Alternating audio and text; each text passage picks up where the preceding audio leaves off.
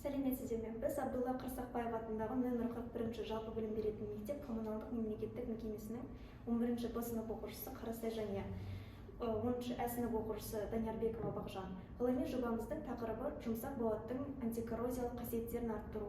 Жетекшілеріміз Жабалиева Манат, Зелбаева Бұлбұл және ғылыми кеңесшілеріміз Әл-Фараби атындағы Қазақ ұлттық университеті химия және химиялық технология факультетінің доценті Аргенбаева Ақмарал.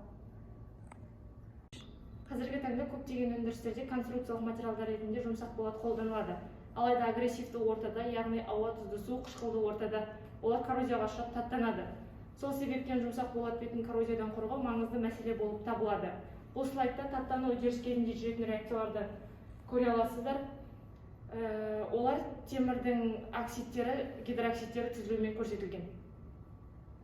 Тәжірибеге қолданылған реактивтерді осы слайдтан көре аласыздар. Олар әдебиеттер негізінде таңдалған мономерлер артанизидин, анилин және пирол. Сонымен қатар мономерлердің суда ерігіштік қасиеттерін арттыру үшін әлсіз қышқылды орта қажет. Осы мақсатта қымызды қышқылы фонды электролит ретінде қолданылды. Және алынған қаптамалардың коррозиялық қасиеттерін зерттеу үшін теңіз суының имитациясын дайындау үшін 3,5% натрий хлорид ерітіндісі қолданылды.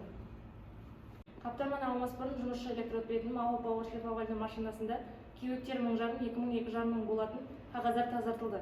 Бедестелінген сумен шайылып, этил спиртінің көмегімен майсыздандырылды. Электрополимерлер үдерісі слайдта көрсетілген сызба нұсқа бойынша іске асырылды.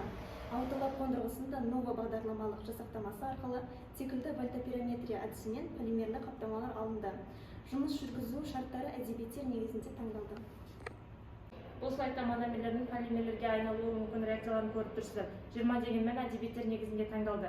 Яғни қаптамалар 20 циклде алынды. Алынған қаптамалардың беріктілігі өте маңызды критерий болып табылады. Сондықтан алынған қаптамалардың морфологиясын зерттеу олардың сканерлеуші электронды микроскопия әдісімен зерттеуге ННЛОТ зертханасына бердік. Суреттерден көріп тұрғандарыңыздай, орта анизидин негізінде алынған қаптамалар пирол және анилинге қарағанда біртекті ешқандай жарғыштықтар мен сызықтар байқалмайды. Ол өз кезегінде қорғаныш қабатының түзілгендігін дәлелдейді. Қорғаныш қабатын зерттеу мақсатында логарифмді формадағы коррозиялық қисықтар алынды. Бұл қисықтар нова бағдарламалық жасақтамасы арқылы өңделіп, параметрлері есептелінді. Кестеден көріп отырғандарыңыздай, коррозия жылдамдығының мәндеріне қарасаңыздар, артанизидин негізінде алынған қаптамасыз алынған қорғаныш қабатын зерттеу мақсатында логарифмді формадағы коррозиялық қисықтар алынды. Бұл қисықтар нова бағдарламалық жасақтамасы арқылы өңделіп, параметрлері есептелінді.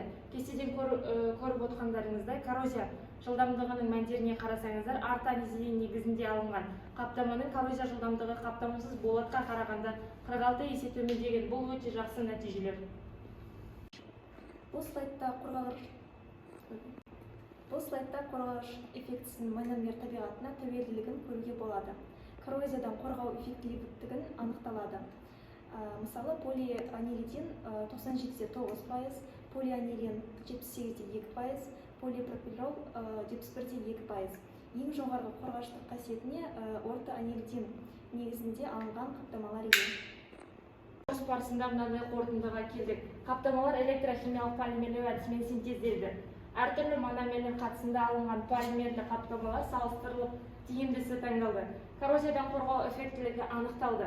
Полианизидин 97,9%, полианилин 78,2%, полипирол 71,2%. Алынған өте жақсы нәтижелерге қарамастан болашақта қаптамалар тұрақтылығын зерттеу қажет. Яғни қаптамаларды әртүрлі ұстау уақыттарда зерттеу қажет. Назарларыңызға рахмет.